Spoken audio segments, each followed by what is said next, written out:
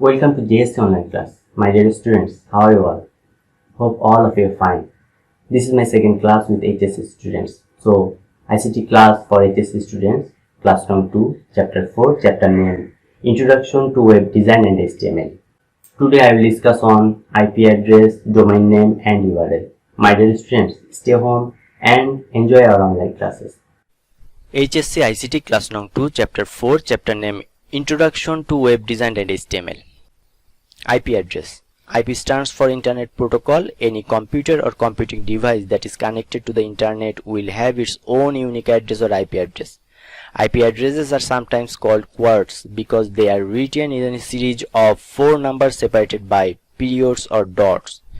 This is an example of an IP address. There are 2 types of IP addresses, IP version 4 and IP version 6. It is an example of IP version 4.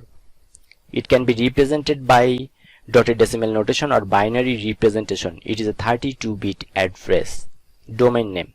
Domain name is the address of your website that people type in the browser URL bar to visit your website. If your website is a home, then your domain name will be its address. Domain names are used to identify one or more IP addresses.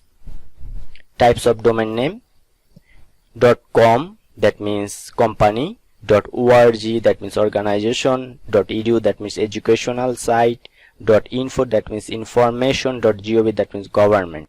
Now URL, Uniform Resource Locator. It is a form of URI, Uniform Resource Identifier, and a standardized naming convention for addressing documents accessible over the internet and intranet. It is an example of a URL.